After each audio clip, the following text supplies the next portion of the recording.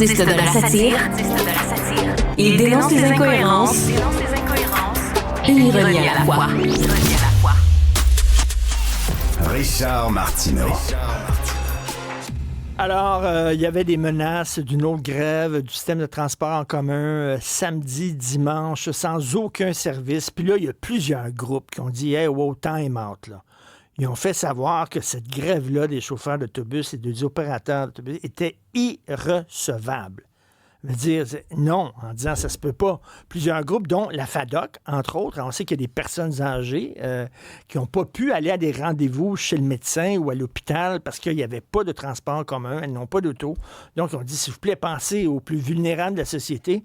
Et là, le tribunal administratif du travail leur a montré le majeur.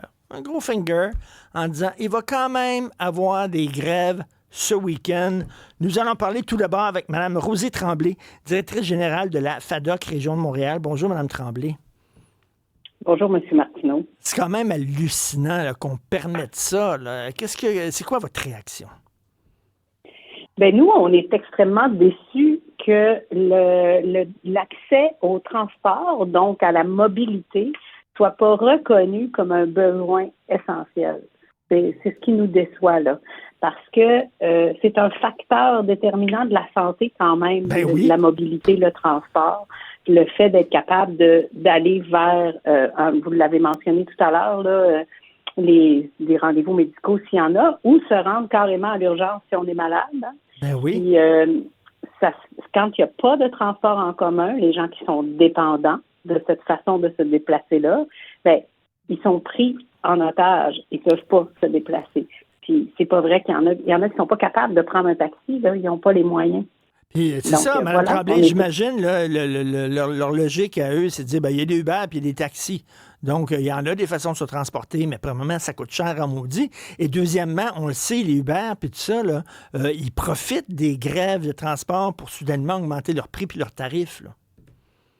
Exactement. Puis de toute façon, pour ce qui est de Uber, oui, ils ont augmenté leurs tarifs, mais juste la façon de réserver le Uber est souvent pas accessible aux personnes dont on parle, là.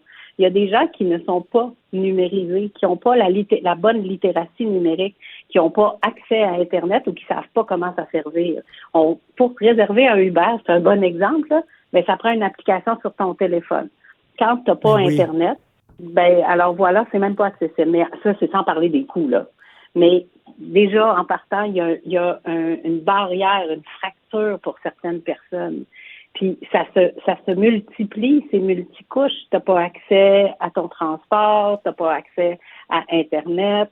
Donc, ça met la santé en danger. Il faut pas attendre qu'il y ait un drame avant de le reconnaître, selon nous. On s'entend que la FADOC ne prend pas position sur le conflit de travail, ne blâme ni les syndicats, ni la STM. Vous pensez seulement à vos membres, aux personnes âgées. Mais c'est incroyable, on dit finalement le droit de grève de ces gens-là est plus important que la sécurité et la santé des personnes âgées. C'est assez spécial comme jugement.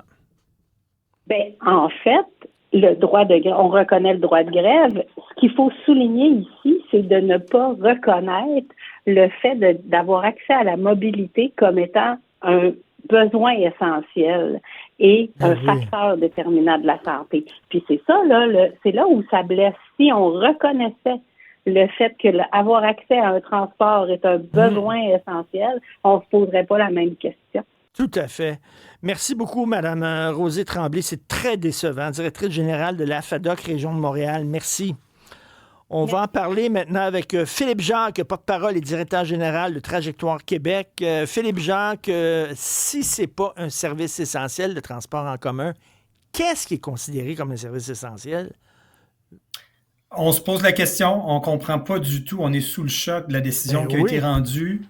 J'ai passé la journée aux audiences au tribunal administratif du travail, on a entendu la personne qui vient de parler de la FADOC, on a entendu les banques alimentaires, notre position, la position de la STM, il y a tellement d'enjeux. C'est comme le jugement s'en va confirmer un jugement des années 80. Dans les années 80, le jugement avait été rendu en disant il n'y a pas d'enjeu la fin de semaine pour aller dans les centres d'achat et dans des événements. Peut-être que dans les années 80, c'était vu pour les touristes et pour un gros spectacle au stade olympique, aller voir un match des Expos, mais on n'est plus là en 2025. Les gens utilisent les transports collectifs pour des besoins essentiels, le travail, des rendez-vous médicaux, malheureusement de plus en plus vers les banques alimentaires.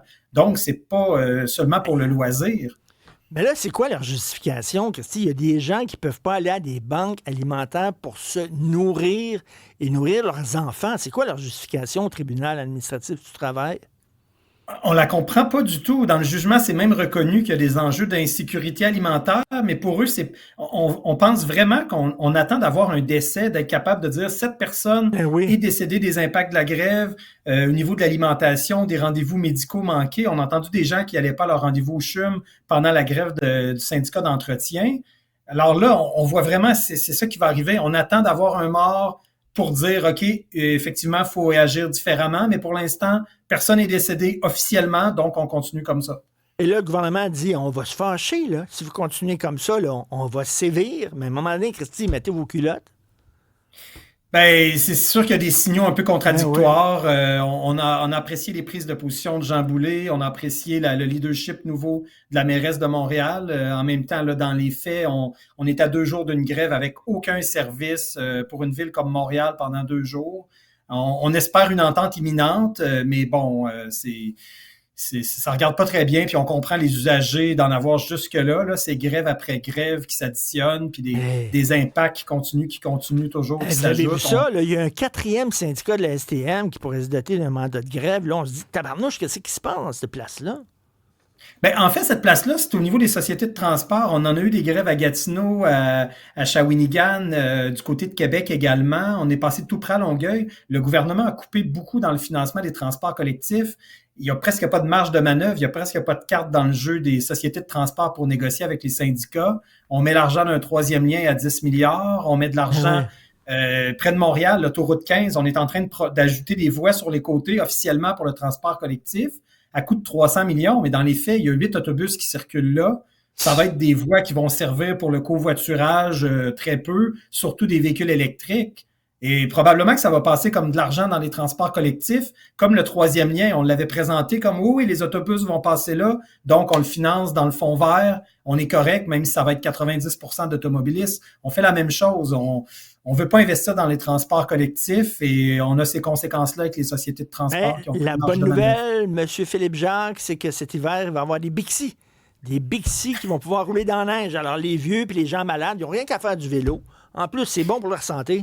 Vous pensez? Ben, honnêtement, c'est ça, c'est pas tout le monde qui... Moi-même, j'utilise beaucoup le vélo, mais c'est pas tout le monde qui a la santé ou qui est en forme, qui est capable de le faire. Il y a des conditions difficiles. Là, présentement, c'est l'enfer avec le trafic. On change l'heure à 4h30, mais ça, le syndicat a ri. Quand j'ai soulevé ça lundi au tribunal administratif du travail, on a répondu, on répondra même pas à ces préoccupations-là, balayées du revers de la main, alors que j'ai vu moi-même près de vos studios au coin Iberville-Saint-Joseph, ça s'appelle le tunnel de la mort. J'ai vu des cyclistes circuler à côté des automobilistes, alors qu'ils ont droit légalement d'utiliser le trottoir parce que c'est trop dangereux. Fait qu'on attend quoi? Qu'il y en a un qui se fasse frapper, qu'il y a un mort, puis qu'on soit capable de dire c'est un nouveau cycliste, donc c'est une conséquence de la grève. Incroyable. Merci beaucoup, Philippe Jacques. Vous pouvez écouter notre auditeur, là, Philippe Jacques, porte-parole et directeur général de Trajectoire Québec. Il y a un auditeur qui nous a appelé Gilles. Gilles, on vous écoute. Bonjour, Richard. Oui. J'appelle. Allez-y. Richard, OK. Ça va, je regarde la télévision maintenant. Oui. Moi, je t'appelle. Pourquoi?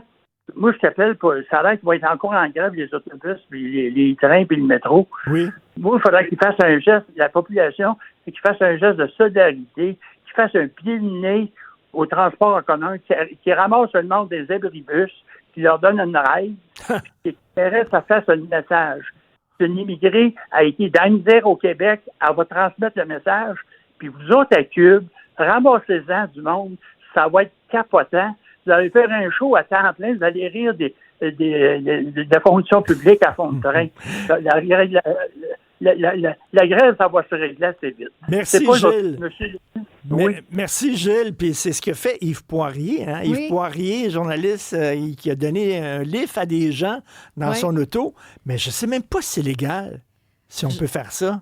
Ben, je le sais pas, mais en même temps, il y a des gens qui en ont besoin. On vient de recevoir un texto. La personne nous dit, je travaille tous les week-ends dans une résidence. Je vais faire quoi, là? Puis même en santé, en vélo, ça commence à être froid. Je n'en reviens pas de leur décision. Il y a Audrey qui nous a écrit pour dire que les juges essayent de passer une semaine sans transport ni voiture, parce que bien souvent, les gens qui prennent le transport en commun, ils n'ont pas de voiture personnelle.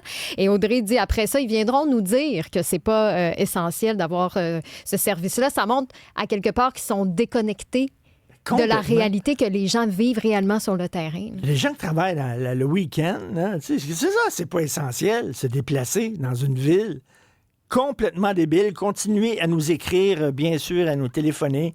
On peut donner... 1-877-827-2346, 1-87 Cube Radio.